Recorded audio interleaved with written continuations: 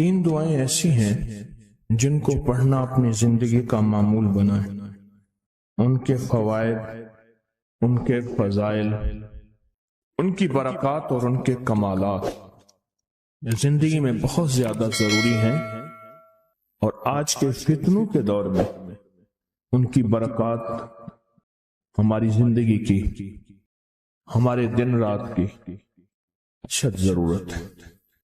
حدیث میں آتا ہے جو شخص نماز فجر کے بعد 3 مرتبہ سبحان اللہ العظیم و بحمدہ پڑھیں، سبحان اللہ العظیم و بحمدہ، سبحان اللہ العظیم و بحمدہ، سبحان اللہ العظیم و بحمدہ، جو پڑھے گا وہ 3 بیماریوں سے محفوظ رہے گا. اندھا نہیں ہوگا، کوڑ جلدی بیماریاں نہیں ہوں گی، اس کو جلد کی کوئی بیماری نہیں ہوگی، معذور نہیں ہوگا، فالج نہیں ہوگا.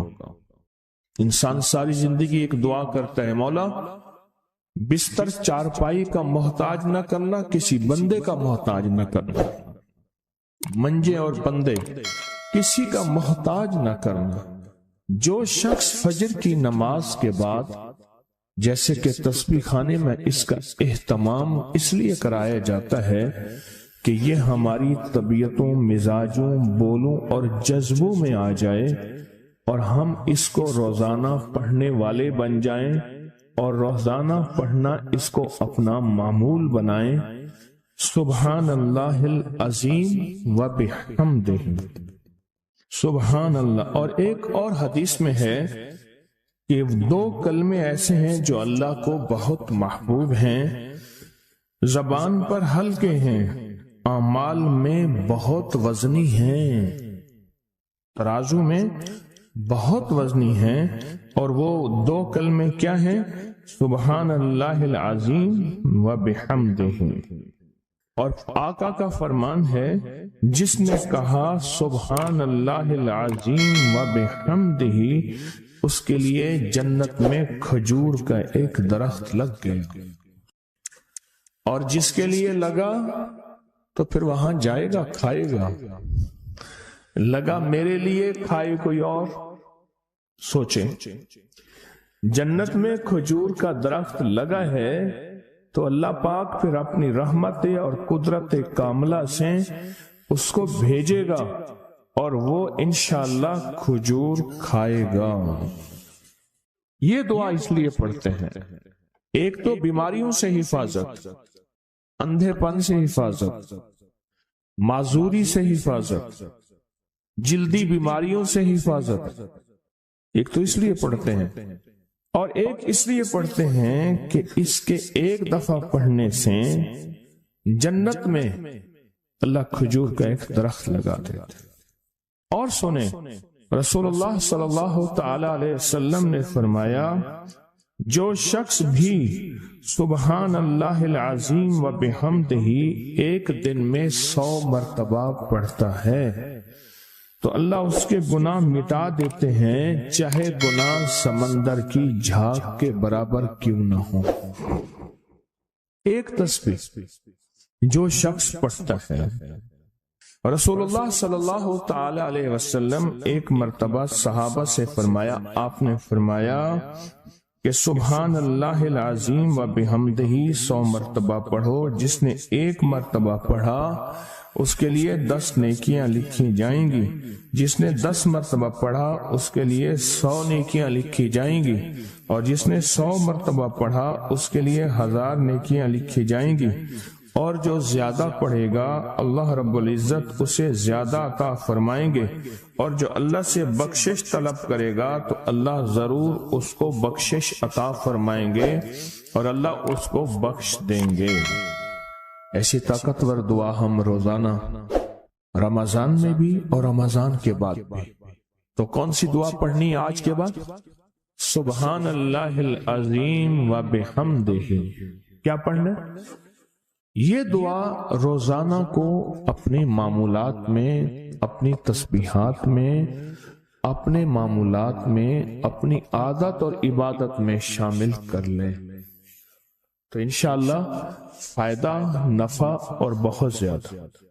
ایک اور دعا ہم پڑھتے ہیں، اللہم اجرنا من النار۔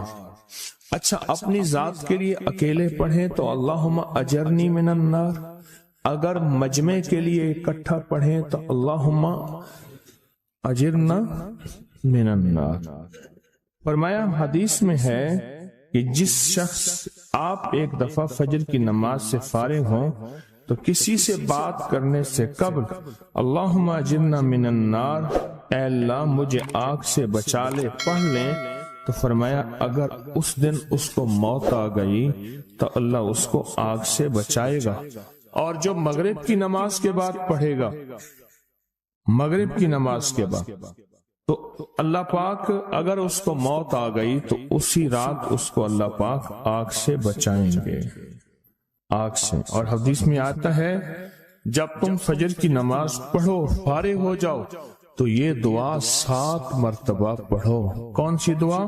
اللہم اجرنا من النار، اللہم اجرنا من النار، اللہم اجرنا من النار، اللہم اجرنا من النار، اللہم اجرنا من النار، اللہم اجرنا من النار، اللہم اجرنا من النار، اللہم اجرنا من النار، اللہم اجرنا۔ یہ دعا بخار کا بہت زبردست علاج ہے، جس کو بخار نہ چھوڑتا ہو۔ یہ دعا ہائی بلڈ پریشر کا زبردست علاج ہے۔ یہ دعا غصے کا علاج ہے۔ یہ دعا جس کے اندر وسوسے بہت زیادہ آتے ہوں، منفی وسوسے بہت زیادہ آتے ہوں، جو نیکی سے ہٹاتے ہوں، اس کا علاج ہے۔ اللہم اجرنا من النار، یہ بہت طاقتور علاج ہے۔ جس کا بلڈ پریشر ہائی رہتا ہو، جو بہت زیادہ ہر وقت غصے میں رہتا ہو، جس کا جسم بہت گرم رہتا ہو، جیسے رات ایک صاحب کہنے لگے کہ مجھے گرمی میں سے خوف آتا ہے، سردی میں مجھے راحت ملتی ہے، اس کے لیے بہت فائدہ مند ہے، بیماریوں کے لیے بہت فائدہ مند ہے۔ ایک عمل ہے بہت طاقتور اور بہت زبردست عمل ہے، اور پوری دنیا کو اس عمل سے بہت فائدہ پہنچا ہے کہ 2 رکعت نماز نفل پڑھ کے 3 بار سورۃ یاسین پڑھے، اور جو اللہ سے مانگے اللہ عطا کرتا ہے۔ سوچیں، ساری دنیا کی نوافل جتنی بھی ہیں، ایک فرض تو فرض کے سجدے کا مقابلہ نہیں کر سکتے۔ ساری دنیا کی نوافل فرض تو فرض ایک سجدے کا مقابلہ نہیں کر سکتے۔ فرض نماز پڑھی، اور فرض نماز پڑھنے کے بعد سورۃ یاسین 3 بار نہیں پڑھی، سینکڑوں بار پڑھی۔ پھر آپ نے نہیں پڑھی، اس وقت آن لائن پوری دنیا میں کتنے بے شمار لوگ ہیں جو تسبیح خانے کے ان اوقات کے مطابق انہوں نے اپنے آپ کو فارغ کیا ہے، خالی کیا ہے، اور سورۃ یاسین لے کر بیٹھے ہیں۔ انہوں نے بھی پڑھی 3 بار سورۃ یاسین، آپ نے بھی پڑھی، اور آپ کے علاوہ پوری دنیا کے کتنے بے شمار لوگوں نے پڑھی۔ کسی نے درد سے، کسی نے غم سے، کسی نے جذبے سے، کسی نے آنسو بہاتے ہوئے، کسی نے اللہ سے باتیں کرتے ہوئے، کسی نے درد اور وجدان کی کیفیت سے۔ یہ لمحہ قبولیت کا ہے، یہ لمحہ قبولیت کا ہے، اور اس لمحے دعائیں قبول ہوتی ہیں، فریادیں پوری ہوتی ہیں، آسیں امیدیں بر آتی ہیں۔ یہ بہت قبولیت کا لمحہ ہے، اور یہ بہت مقبولیت کا لمحہ ہے۔ اس عمل کے بعد سورۃ یاسین پڑھی جائے۔ انفرادی پڑھنے سے 3 بار تو فائدہ ہوتا ہے۔ جس کو بھی میں نے یہ عمل بتایا، جس کو بھی میں نے یہ عمل بتایا، اس کو بہت فائدہ ہوا، اس کو بہت نفع ہوا۔ سوچیں، اجتماعی بیٹھ کے جب پڑھیں گے اس کا کتنا فائدہ ہوگا، اور اس فائدے پہ یقین ہو، یقین ہو کہ جو کچھ ہوا ہے یہ فائدہ 100% ہے، اس میں کوئی شک نہیں ہے، اس پہ 100% یقین ہو۔ اس پہ 100% یقین. عمل ہوا اور عمل پہ یقین نہ ہوا، عمل کی تاثیر ختم ہو جاتی ہے. عمل ہوا اور عمل کے اوپر اعتماد نہ ہوا، عمل کا فائدہ ہواؤں میں تحلیل ہو جاتا ہے. اور عمل کیا اور اس پہ شک ہوا، وہ شک عمل کی طاقت کو ختم کر دیتا ہے. اس پہ 100% یقین ہو. اتنے سارے لوگوں نے بیٹھ کے پڑھا اور یقین سے پڑھا. اور ایک بات اور ہے، اگر آپ سورۃ یاسین پوری نہیں پڑھ سکے، سورۃ یاسین بعض اوقات بعض بندے اٹک اٹک کے پڑھتے ہیں اور دعا کا وقت ہو گیا، آپ چاہے بعد میں اس کو پوری کریں لیکن پوری ضرور کریں. میری طرف دیکھتے رہیں، پورا کریں لیکن اس سورت کو پورا ضرور کریں. اللہ نے یہ موقع دیا ہے رمضان کا. آج پہلا روزہ ہے اور پہلی سحری ہے، اور پہلے روزے اور پہلی سحری میں اتنا طاقتور عمل کیا ہے. اب سوچنا یہ ہے کہ اتنے طاقتور عمل میں نے دعا کون سی مانگنی. ایک تو پہلے یقین ہے انشاءاللہ کہ میری دعائیں قبول ہیں. اچھا، قبولیت کی وجہ سحری کا وقت، تہجد کا وقت. ایک دوسرا قبولیت کی وجہ ایک مجمع کا اللہ کے لیے جمع ہو جانا. فرمایا جہم 40 پردیسی 40 مسافر صرف اللہ کی رضا کے لیے جمع ہو کے دعا مانگے، اللہ ان کی دعاؤں کو رد نہیں کرتا. آپ میں سے تو 90% مجمع تو پردیشیوں کا ہے، 90% مجمع. اور قبولیت کی تیسری وجہ یہ ہے کہ آپ نے فرض نماز پڑھی اور فرمایا فرض نماز کے بعد دعائیں قبول ہوتی ہیں. فرض نماز کے بعد دعائیں قبول ہوتی ہیں. اب قبولیت کی پہلی وجہ کیا ہے؟ سحری کا وقت.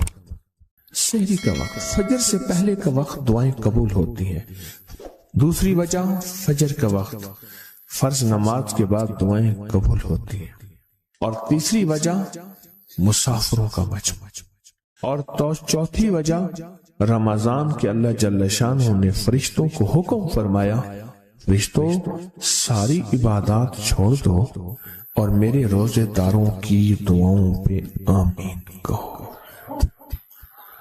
ساری عبادات چھوڑ دو اور میرے روزے داروں کی دعاؤں پہ آمین کہو. ایک چوتھی وجہ ہو گئی کہ فرشتوں نے آپ کی دعاؤں پہ آمین کہا. اور پانچویں وجہ مل کے سورۃ یاسین پڑھنا. مل کے سورۃ یاسین.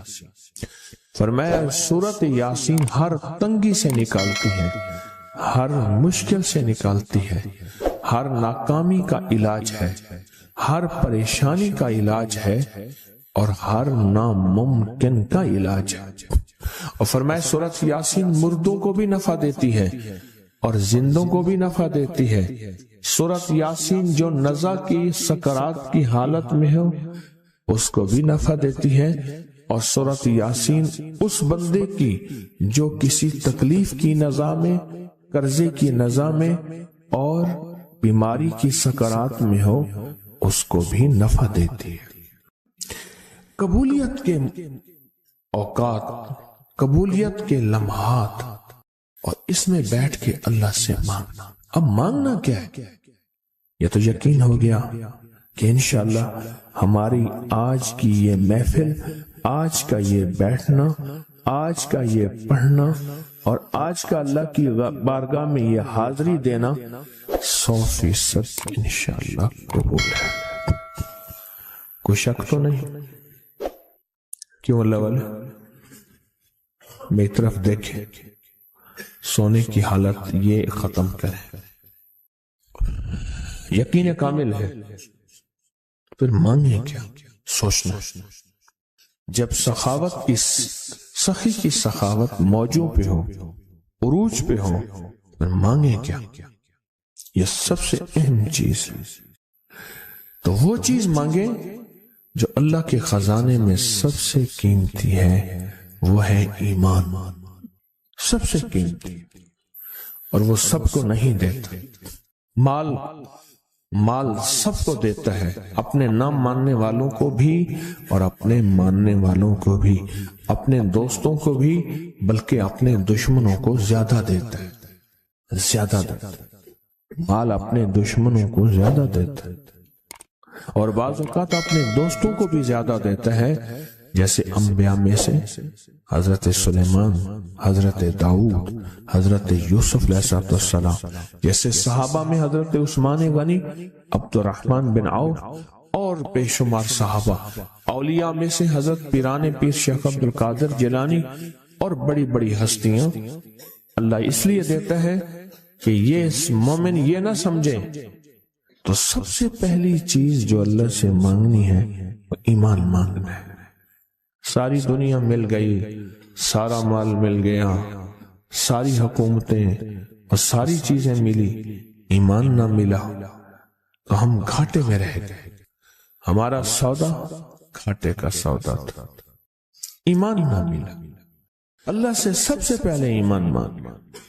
جو بندہ ساری عمر جو چیز مانگتا ہے، غور سے دیکھنا، غور سے سمجھنا، ساری عمر جو چیز مانگتا ہے، جو بندہ ساری عمر جو چیز مانگتا ہے، ساری عمر جو چیز مانگتا ہے، جو بندہ ساری عمر جو چیز مانگتا ہے، اگر نہ ملی، اللہ سچی طلب کی بنیاد پہ آخری وقت میں وہ چیز عطا فرماتے ہیں۔ حضور سرور کونین صلی اللہ تعالی علیہ وسلم کا فرمان ہے، انس بن مالک کی روایت ہے کہ لوگوں سنتے ہو، جو شخص کس چیز کے سے متعجب ہو کر سنے، غور سے سنے۔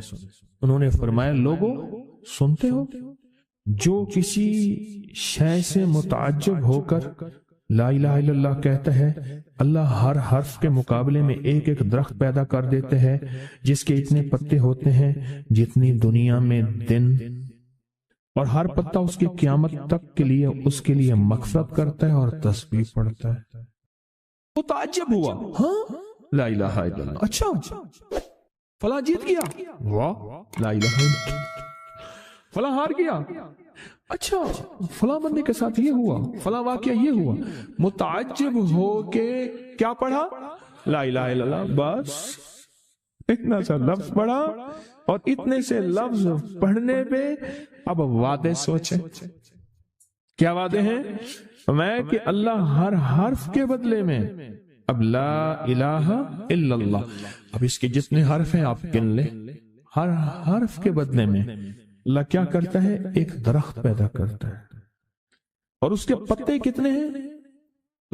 معلوم ہوا کہ درخت کتنا بڑا ہے، بڑا ہوگا تو اتنے پتے ہوں گے، جتنے پتے جتنے دنیا میں دن۔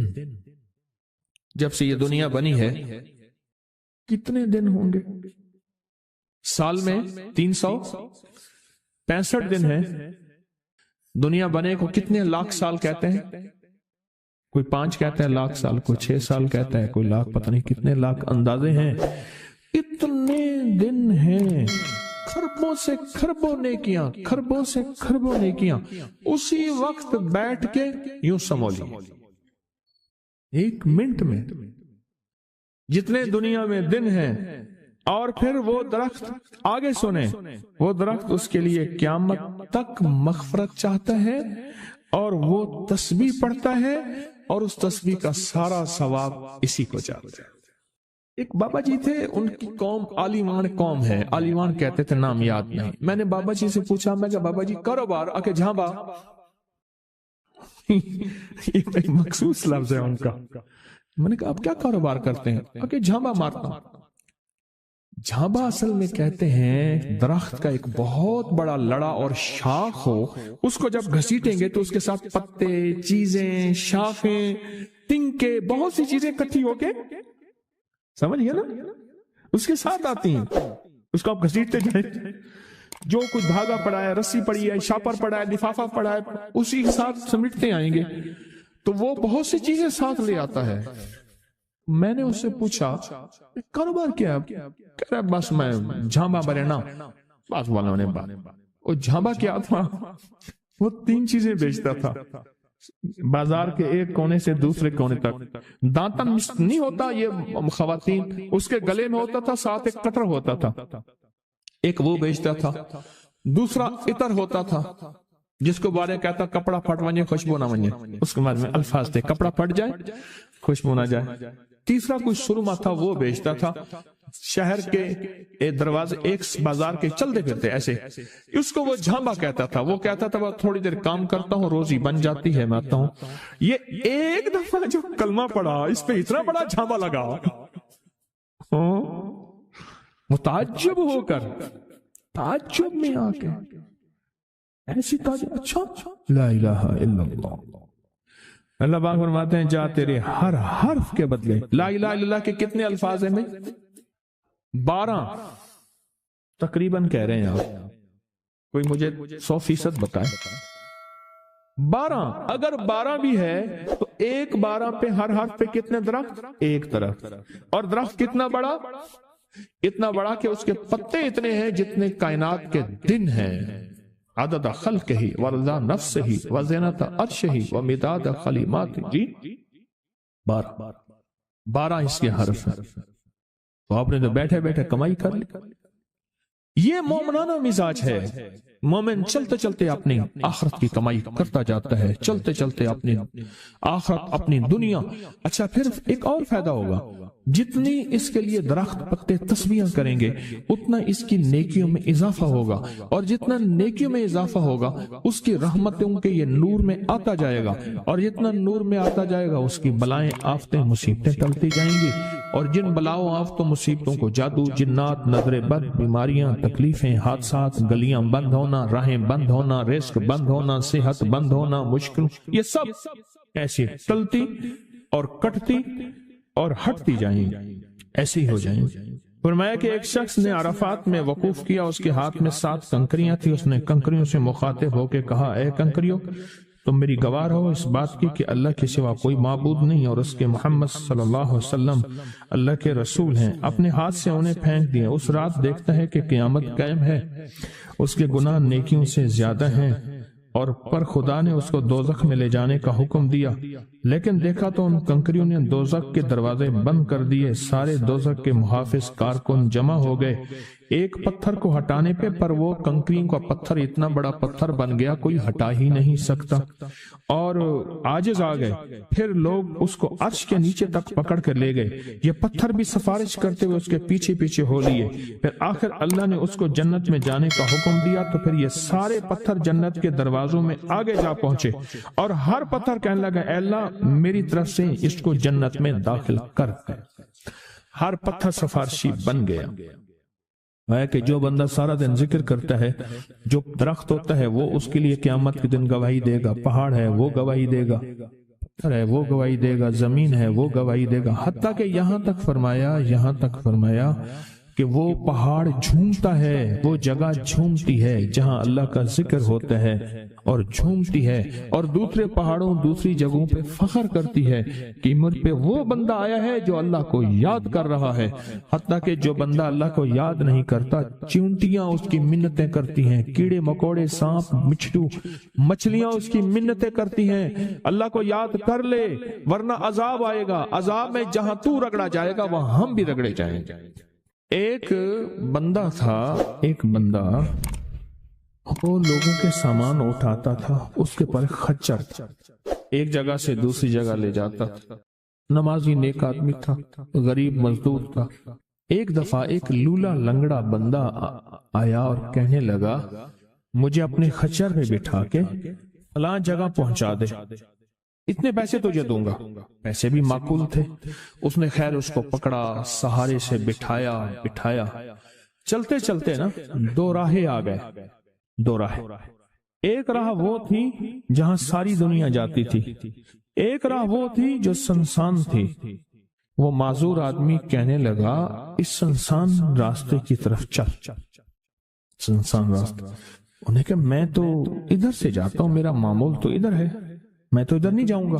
انہیں کہ مجھے راستے کا پتہ ہے، تو چل، یہاں سواری کا گھاس بھی ملے گا، پانی بھی ملے گا، اور راستہ بھی بالکل مختصر ہے. ٹھیک ہے۔ آگے گئے تو وہ ایک وحشتناک جنگل آیا، اور وہ جو بندہ تھا معذور وہ ایک دم خچر سے اترا، اور وہ ٹھیک ٹھاک تھا، اور اس نے خنجر نکالا اور اس کو قتل کرنا چاہا۔ تو اس نے کہا مجھے قتل نہ کر، تیرا مقصد مال ہے، چیزیں ہیں، مجھے چھوڑ دے۔ انہیں کہ نہیں، میرا اصول ہے، یہ دیکھ لوگوں کی کھوپڑیاں پڑی ہیں، ہاں، انہیں میرا اصول ہے، میں پہلے بندہ مارتا ہوں پھر اس کا سامان لیتا ہوں، میرا اصول ہے۔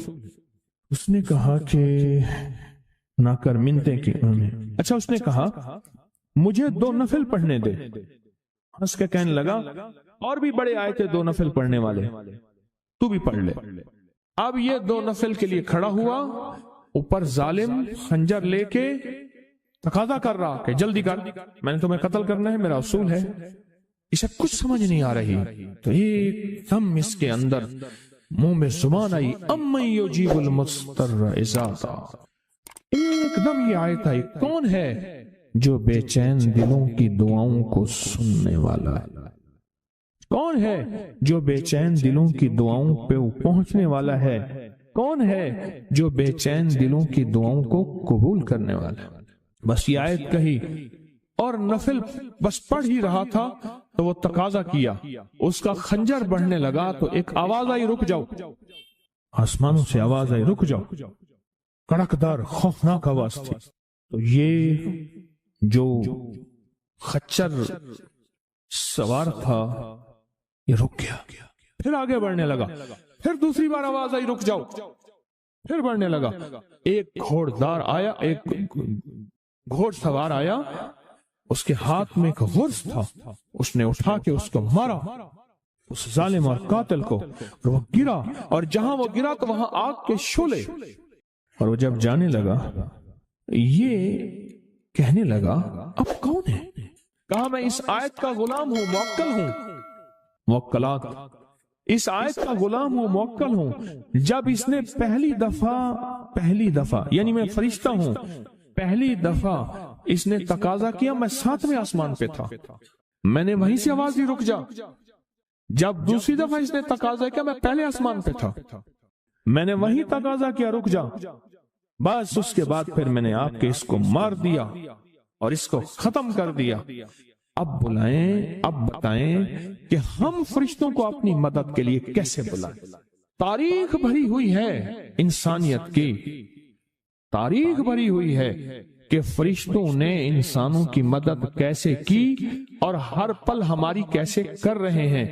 اگر حدیث میں آتا ہے، میرے آقا کا فرمان کا مفہوم ہے، اگر اللہ فرشتوں کو تمہاری حفاظت اور مدد کے لیے نہ بھیجتا تو اتنی بلائیں ہیں، اتنی بلائیں جو زمین پہ اور زمین کے خلاؤں میں اور زمین کے نیچے موجود ہیں، یہ تمہیں ٹکڑے ٹکڑے کر دیں، ریزہ ریزہ کر دیں، تہس نہس کر دیں۔ اتنی تو ہیں، اللہ فرشتوں کی حفاظت اللہ نے لگائی ہوئی ہے۔ اچھا، ڈیوٹی بھی تو پہلے موجود ہے، ایک ہے نا ان کو نئی ڈیوٹیاں دینی، ڈیوٹی تو پہلے موجود ہیں، تو کیوں نہ ان کو ایسا قرب، ایسا تعلق، ایسی ترتیب بنائیں کہ ڈیوٹی پہ تو پہلے سے موجود ہے، وہ ہماری مدد کو آ جائے۔ اللہ نے لگایا ہی ہماری مدد کو ہے فرشتوں۔ اچھا چلو ہماری مدد اور بتاؤ، ایک اور مدد پہ اللہ، ابھی فرشتے فارغ ہونے والے ہیں تھوڑے دنوں کے بعد، اللہ کہے گا روزے دار کے لیے سارے فارغ ہو جاؤ۔ اب بتاؤ، میرے روزے دار کے لیے فرشتوں سارے فارغ ہو جاؤ۔ کیوں؟ قیامت کی صبح سے لے کر جب تک کائنات بنی ہے قیامت تک فرشتہ کوئی رکوع میں ہے تو رکوع میں ہے، سجدے میں ہے کوئی تو سجدے میں ہے، قیام میں ہے تو کوئی قیام میں ہے، تسبیح میں ہے تو تسبیح میں ہے، کلمے میں ہے تو کلمے میں ہے، فرشتے لگے ہوئے ہیں۔ اللہ سارے فرشتوں کو فارغ کر کے کہتا ہے فرشتے فارغ ہو جاؤ۔ یا اللہ کیا کریں؟ میرے روزے دار کی دعاؤں پہ آمین کہو۔